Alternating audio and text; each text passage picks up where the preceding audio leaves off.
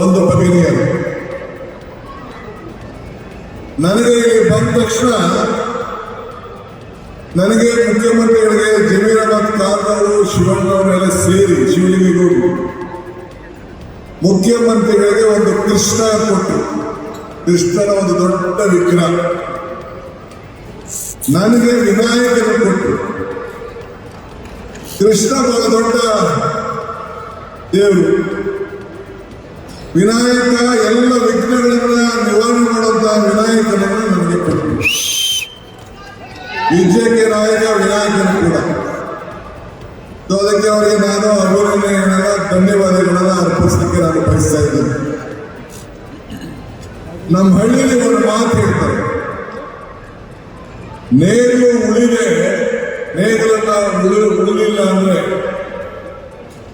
ಯಾವ ಭೂಮಿಗೂ ಫಲ ಕೊಡುವುದಿಲ್ಲ.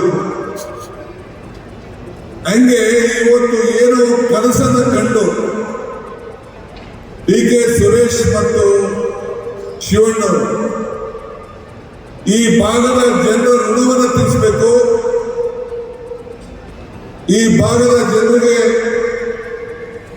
ಇತಿಹಾಸವನ್ನು ಸೃಷ್ಟಿ ಮಾಡುವಂತ ಒಂದು ಕಾರ್ಯಕ್ರಮವನ್ನು ರೂಪಿಸಬೇಕು. ಬರೀ ಕನಸು ಕಾಣದ ಸಾಲದು, ಆ ಕನಸನ್ನು ಕಾರ್ಯರೂಪಕ್ಕೆ ತರಬೇಕು ಅಂಥೇಳಿ ಏನು ಸಂಕಲ್ಪವನ್ನು ಮಾಡಿದ್ರು, ಆ ಸಂಕಲ್ಪಕ್ಕೆ ಇವತ್ತು ಸಿದ್ದರಾಮಯ್ಯ ನೇತೃತ್ವದ ಸರ್ಕಾರ, ನಾನು ನಮ್ಮ ಪರಮೇಶ್ವರ್ ಅವರು, ನಮ್ಮ ಕ್ಯಾಬಿನೆಟ್ ಮಿನಿಸ್ಟರ್ಸ್ ನಾವೆಲ್ಲ ಸೇರಿ ಮುಖ್ಯಮಂತ್ರಿಗಳ ನೇತೃತ್ವದಲ್ಲಿ ಈ ಒಂದು ಐತಿಹಾಸಿಕವಾದಂತಹ ಶಿಲಾನ್ಯಾಸವನ್ನು ಮಾಡಿದ್ದೇವೆ. ಬಾಬಾ ಸಾಹೇಬ್ ಅಂಬೇಡ್ಕರ್ ಅವರು ಹೇಳ್ತಾರೆ, ಇತಿಹಾಸ ಮತ್ತೊಂದು ಇತಿಹಾಸವನ್ನು ಸೃಷ್ಟಿ ಮಾಡಲಿಕ್ಕೆ ಸಾಧ್ಯ ಇಲ್ಲ ಅಂತೇಳಿ. ಹಂಗೆ ಇವತ್ತು ನಿಮ್ಮ ಸ್ಥಳೀಯ ಮುಖಂಡಗಳಾದಂತಹ ಶಿವಣ್ಣವರು ಮತ್ತು ಡಿ ಕೆ ಸುರೇಶ್ ಅವರು ಸುಮಾರು 2,000 ಕೋಟಿ ರೂಪಾಯಿ ಯೋಜನೆ,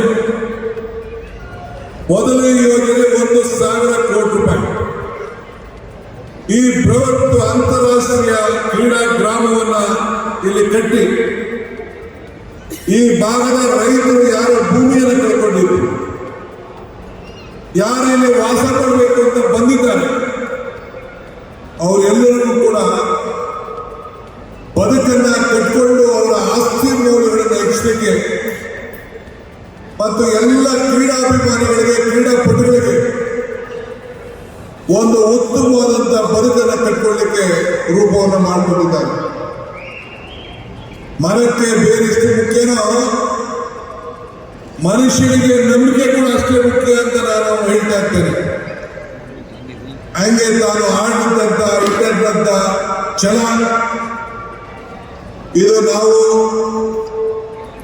ಏನಾದ್ರು ಮಾಡಿ ಸಾಧ್ಯನ ಮಾಡೇ ಮಾಡ್ತೀವಿ ಅಂತೇಳಿ ನಮ್ಮ ನಾಗರಾಜ್ ಅವರು ಮತ್ತು ಅವರೆಲ್ಲ ಸ್ನೇಹಿತರು ರೈತರ ಮನವರಿಕೆಯನ್ನು ಮಾಡಿ ರೈತರಿಗೆ ಹೇಳಿ, ಡಿ ಕೆ ಸುರೇಶ್ನ ನಂಬಿ, ಶಿವಣ್ಣನ ನಂಬಿ, ಕಾಂಗ್ರೆಸ್ ಸರ್ಕಾರ ನಂಬಿ ನಿಮ್ಮ ಭವಿಷ್ಯವನ್ನು ಹಾಳು ಮಾಡುವುದಿಲ್ಲ ಅಂಥೇಳಿ ನಿಮ್ಮನ್ನ ಜಮೀನ್ದಾರರಿಗೆ ಮನವಿಯನ್ನು ಮಾಡಿ ಇವತ್ತು ಈ ಒಂದು ಇತಿಹಾಸ ಪುಟ ಪ್ರಾರಂಭ ಆಗಿದೆ. ಬೇರಿಲ್ಲ ಆದರೆ ಮರ ಉಳಿಯುವುದಿಲ್ಲ, ನಂಬಿಕೆ ಇಲ್ಲ ಅಂದ್ರೆ ಸಂಬಂಧಗಳು ಉಳಿಯುವುದಿಲ್ಲ. ಹಂಗೆ ಯಾರು ಜಮೀನನ್ನ ಕಳ್ಕೊಂಡಿದ್ದಾರೆ ಅವ್ರಿಗೂ ಸಂಬಂಧ ಇರಬೇಕು, ಇಲ್ಲಿ ಅಭಿವೃದ್ಧಿನೇ ಆಗಬೇಕು, ತಾನೂ ಬದುಕಬೇಕು ಅಂತ ತೀರ್ಮಾನ ಇವತ್ತು ನಮ್ಮ ಸರ್ಕಾರ ಇವತ್ತು ಮಾಡಿದೆ. ನಾಳೆ ಏನು ಅನ್ನೋದು ನಮ್ಗೆ ಯಾರಿಗೂ ಗೊತ್ತಿಲ್ಲ. ನಾಳೆ ನಿನ್ನೆ ಏನಾಯಿತು ಅನ್ನೋದು ಚರ್ಚೆ ಮಾಡೋದ್ರಲ್ಲಿ ಅವಶ್ಯಕತೆ ಇಲ್ಲ. ಇವತ್ತು ಏನಿದೆ ನಮ್ಮ ಕೈಯಲ್ಲಿ ಇರೋದನ್ನ ಚೆನ್ನಾಗಿ ನಾವು ಬಳಸ್ಕೊಳ್ಬೇಕು.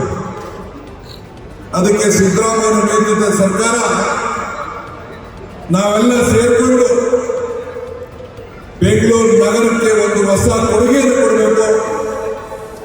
ಬೆಂಗಳೂರಿನಲ್ಲಿ ಟ್ರಾಫಿಕ್ ದಟ್ಟಣೆಯನ್ನು ಕಡಿಮೆ ಮಾಡಬೇಕು.